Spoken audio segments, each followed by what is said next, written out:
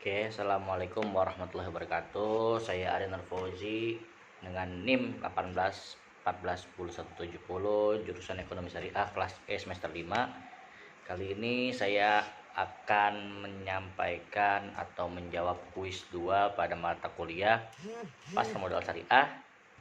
Nah, kuis pada kali ini saya harus menjelaskan tentang jurnal yang saya buat. Nah, adapun judul jurnal tersebut adalah rekening efek syariah, rekening dana nasabah, dan rekening tabungan syariah. Nah, jadi gambaran pembuatan rekening efek syariah yaitu tentunya pertama kita harus memilih perusahaan sekuritas.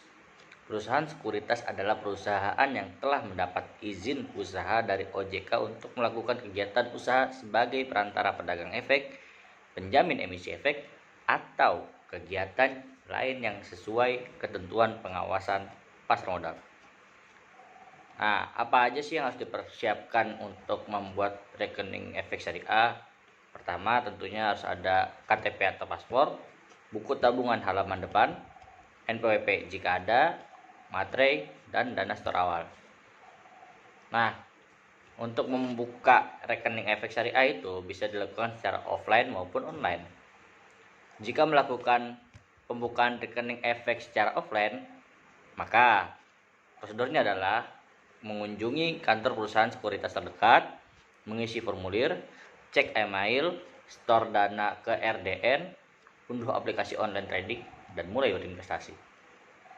Adapun pembukaan rekening efek syariah secara online, yakni prosedurnya adalah kunjungi website kantor perusahaan sekuritas, isi formulir online, cek email dan unduh dokumen, cetak dokumen lampiran, isi dokumen formulir, kirim dokumen ke alamat kantor perusahaan sekuritas, cek email, store dana ke RDN, unduh aplikasi ke online trading, dan mulai berinvestasi.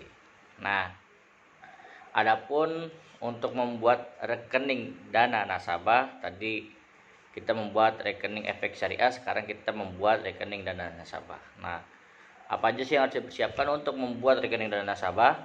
Pertama, KTP atau paspor, kedua NPWP, ketiga cover buku tabungan, keempat materai 6.000. Nah, itu dia tadi. Nah, selanjutnya saya akan menjelaskan tentang Syariah Online Trading System atau SOTS. Tentunya menjadi investor saham syariah harus lebih hati-hati dibandingkan dengan investor non syariah. Ada beberapa hal yang harus dihindarkan oleh seorang investor syariah pada saat melakukan transaksi saham agar tidak menjadi transaksi haram atau tidak sesuai dengan prinsip Islam. Untuk investor syariah di Indonesia sebenarnya sudah ada panduan yang jelas tentang hal ini, yaitu Fatwa DSN MUI nomor 80. Namun, memahami fatwa ternyata tidak mudah dan belum tentu dapat dilakukan oleh seluruh masyarakat. Nah, Syariah Online Trading System atau SOTS diciptakan untuk memudahkan investor syariah dalam melakukan transaksi saham syariah. Proses bisnis saham SOTS mengacu atau sesuai dengan Fatwa DSN MUI nomor 80. Dengan kata lain, SOTS adalah Fatwa DSN MUI nomor 80 yang dikonversikan menjadi sistem transaksi yang sesuai dengan prinsip syariah. Secara garis besar, SOTS adalah sistem yang mengatur hal-hal sebagai berikut. Pertama, hanya saham syariah yang ditransaksikan melalui SOTS. Apabila investor memasukkan order transaksi saham non syariah, baik sengaja maupun tidak, maka SOTS akan menolaknya. Kedua, transaksi yang dapat dilakukan melalui SOTS adalah transaksi saham syariah berbasis tunai. Nah, investor tidak dapat melakukan pembelian saham syariah melampaui uang tunai yang dimilikinya. Ketiga, SOTS tidak memperbolehkan adanya transaksi jual untuk saham syariah yang belum dimiliki investor. Prinsip dasar jual beli sesuai syariah adalah barang atau objek transaksi harus dimiliki oleh pihak penjual. Keempat, untuk setiap transaksi yang ditolak oleh SOTS akan muncul pesan singkat dalam bentuk pop-up yang menyebutkan alasan kenapa transaksi tersebut ditolak dan dianggap tidak sesuai prinsip syariah di pasar modal. Selanjutnya, saya akan menjelaskan tentang cara order transaksi saham syariah. Order transaksi saham syariah itu terdiri dari order transaksi jual dan order transaksi beli. Order transaksi jual atau order jual adalah perintah investor untuk menawarkan saham syariah yang akan dijual pada harga tertentu.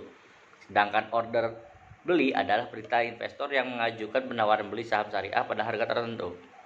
Nah, adapun jadwal perdagangan saham syariah di Bursa Efek Indonesia, sesi pertama dimulai pada pukul 9 pagi hingga dengan pukul 12 WIB waktu Indonesia Barat, kecuali pada hari Jumat tutup lebih cepat 30 menit.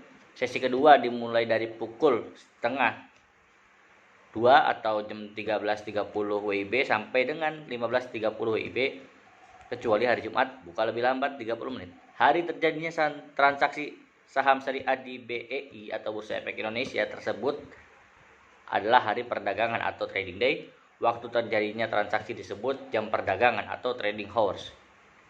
Nah, perubahan harga saham, ada dua hal yang harus diketahui oleh investor saham syariah pada saat akan melakukan order transaksi saham syariah, baik order jual maupun order beli, yaitu fraksi harga dan batasan transaksi saham syariah. Pertama, fraksi harga. Fraksi harga diciptakan untuk menjaga agar fluktuasi perubahan harga saham syariah lebih terkendali. Kedua, batasan perubahan harga saham. Dengan kata lain, auto rejection system. Tujuan diberlakunya adalah salah satu dengan penentuan fraksi harga, yaitu selain meminimalisir fluktuasi harga, juga untuk menciptakan harga saham syariah yang lebih mencerminkan pergerakan harga pasar yang sebenarnya. Nah, saya juga selanjutnya akan menjelaskan tentang analisis fundamental dan analisis teknikal. Analisis fundamental merupakan sebuah analisis yang mempertimbangkan hal-hal yang menggerakkan harga saham, antara lain kinerja keuangan, tingkat persaingan usaha, potensi industri, analisis pasar dan ekonomi baik mikro maupun makro. Secara umum ada dua pendekatan yang digunakan dalam menganalisis sebuah saham secara fundamental, yaitu top down approach dan bottom up approach. Kedua pendekatan tersebut memiliki tujuan yang sama, yakni untuk menemukan saham-saham unggulan yang layak untuk dikoleksi.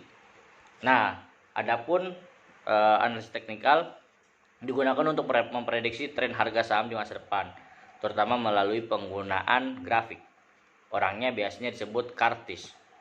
Meski tidak bisa memprediksi pergerakan harga di masa depan secara absolut, analisis ini dapat membantu mengantisipasi apa yang mungkin terjadi pada harga saham di masa mendatang. Bagi investor pemula, analisis teknikal biasanya lebih mudah dipelajari dibandingkan analisis fundamental, karena hanya diperlukan membaca grafik. Selain itu, investor hanya harus mempunyai karakter sabar dan disiplin aja. Jadi terlalu mudah analisis teknikal ketimbang analisis fundamental. Nah, selanjutnya saya akan menjelaskan risiko dari investasi syariah dan transaksi saham syariah. Pertama, risiko investasi syariah ini biasanya disebut risiko nilai tukar. Risiko ini terjadi akibat nilai mata uang negara yang turun, sehingga membuat nilai investasi turun pula. Adapun risikonya pertama adalah tidak mendapatkan dividen. Umumnya perusahaan membagi dividen ketika perusahaan menunjukkan kinerja yang baik. Namun ketika perusahaan mengalami penurunan kinerja atau merugi, maka perusahaan tidak akan membagikan dividen. Kedua, capital loss, kebalikan dari capital gain. Ini terjadi jika kita menjual saham yang kita miliki lebih rendah dari harga beli. Yang ketiga adalah risiko likuidasi.